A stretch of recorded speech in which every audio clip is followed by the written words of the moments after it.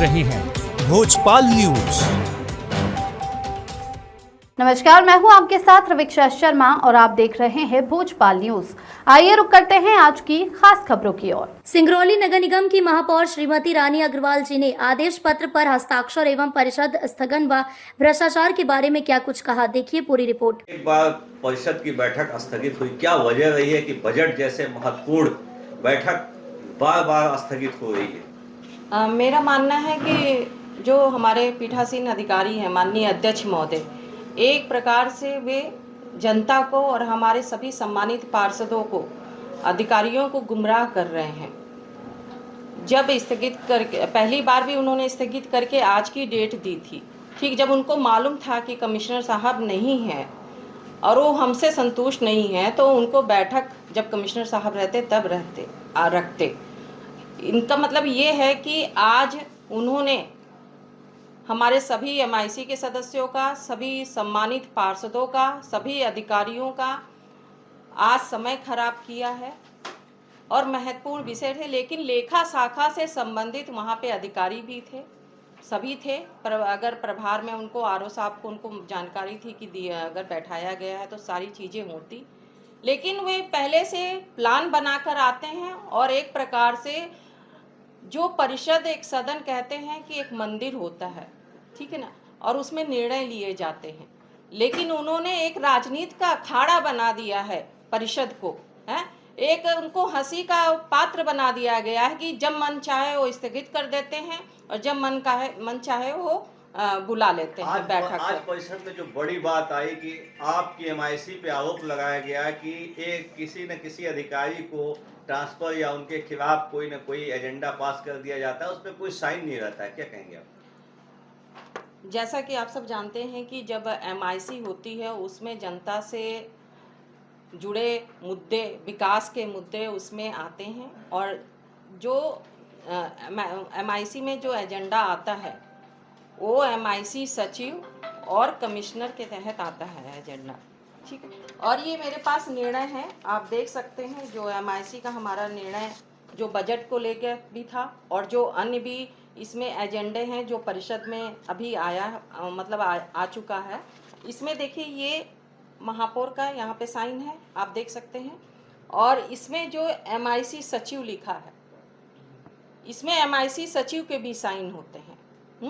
तो कहने का मतलब ये होता है कि अध्यक्ष महोदय सी परिषद को एक राजनीति के तौर पे चला रहे हैं कि ना कि उसमें कोई विकास के काम को लेकर आज चला रहे हैं। तो आज देखने को पूरा यही मिला कि वो राजनीति कर रहे हैं परिषद में, क्योंकि इसमें आप देख सकते हैं कि इसमें साइन है।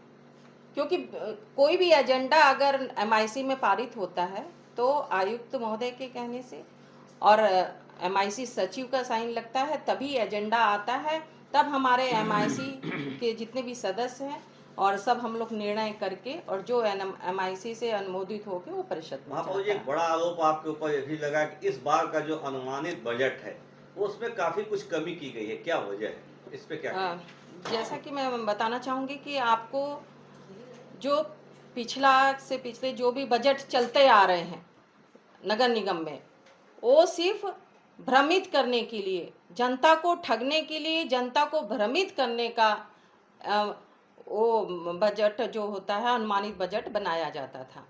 जब हमारी आय मान लीजिए 100 करोड़ है, तो हम उसको 300 करोड़ कैसे दिखा सकते हैं? आप 10% जो नगर निगम एक्ट में है कि 10% में आप कम ज़्यादा कर सकते हैं, लेकिन आप जब अपनी आय नगर निगम में इतनी हो नहीं रही है, हमारी अनुमानित आय 100 करोड़ के लगभग हो रही है, और इस एजेंडे में तो जो लेखा शाखा अधिकारी ने ये बजट बनाया है उसमें 100 करोड़ से ज़्यादा 200 करोड़ तक का आय व्यय का दिखाया गया है। तो जितनी हमारी आय होगी उसके आसपास 10% के आसपास ही ना एजेंडा हमारे जो लेखा शाखा के अधिकारी हैं, माननीय आयुक्त हैं, उन्होंने बनाकर एमआईसी में प्रस्तुत किया है। आज की बैठक में जो भी कुछ हुआ उसकी कहीं शिकायत भी करेंगे आप?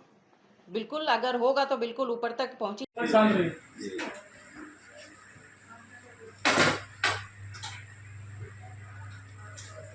बताएं जी।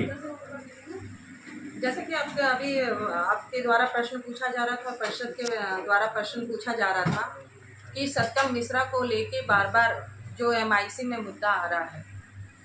आपको बताना चाहूँगी कि जब चुनाव थे उस समय 23 करोड़ की FD नगर निगम द्वारा तोड़ी गई।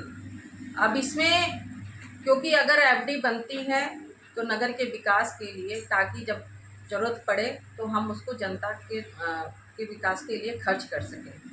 लेकिन माननीय उपायुक्त द्वारा, जो सत्यम मिश्रा जी हैं, माननीय आयुक्त द्वारा, जो पिछले सतेज सिंह ठाकरे जी थे, 23 करोड़ की FD को तोड़ दिया गया।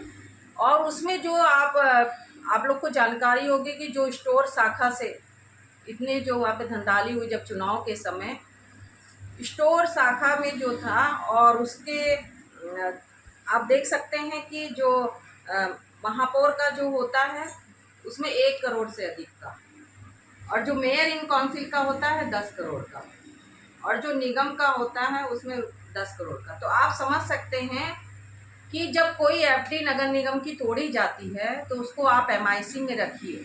क्या ज़रूरत पड़ी आपको FD तोड़ने की? और उसको अगर MIC में रखते, हम लोग परिषद में नगर निगम में या MIC में या परिषद में उनको रखना चाहिए कि हमारे द्वारा FD को ये तोड़ा गया, किन परेशानियों में तोड़ा गया, लेकिन कोई जानकारी हम लोग को नहीं। और माननीय उपायुक्त और सत्यम मिश्रा द्वारा 23 करोड़ की FD को तोड़कर और कहाँ उन्होंने खर्च किया, अभी तक कोई जानकारी नहीं है। उसमें किसकी लापरवाही मानती हैं? बिल्कुल मैं मानती हूँ, अगर माननीय आयुक्त बैठे हुए हैं माननीय, तो लेकिन मैं बार बार उस मुद्दे को MIC में ला रही हूँ। मैंने FD का भी मुद्दा लाया, सत्यम मिश्रा का भी मुद्दा लाया, और आज उस परिषद में बोल दिया गया कि बार बार महापौर MIC में सत्यम मिश्रा का बार बार वो मुद्दा लाती, मेरे द्वारा नहीं लाया जाता। कोई भी अगर एजेंडे आते हैं वो एजेंडे कमिश्नर साहब के द्वारा और सचिव के द्वारा बनाए जाते हैं। उसमें सवाल जवाब जरूर होते हैं मुद्दे के कि FD क्यों तोड़ी गई, उस पर सवाल, लेकिन आज तक सत्यम मिश्रा उनका जवाब नहीं दे पाए। आज तक उन्होंने नहीं बताया कि 23 करोड़ की FD का जो जनता के पैसे हैं वो कहाँ गए, आज तक उन्होंने नहीं बताया। लेकिन जब तक वो जवाब नहीं देंगे, मैं यूं ही MIC में मेरा आता रहेगा, और जब तक वो जवाब नहीं देंगे कि जनता का पैसा उन्होंने कहाँ खर्च किया, और मेरे सवाल जवाब होंगे और उसमें ऊपर तक भी पत्र जाएंगे। मैडम, ये तो जांच का विषय है, फिर आप जांच के लिए कार्रवाई करें। बिल्कुल जांच के लिए ही कार्रवाई हो रही है, पत्र भेजे जा रहे हैं और उस पर यही काम हो रहा है। फिलहाल खबरों में इतना ही। इसी तरह की खबरों के लिए आप देखते रहिए भोजपाल न्यूज।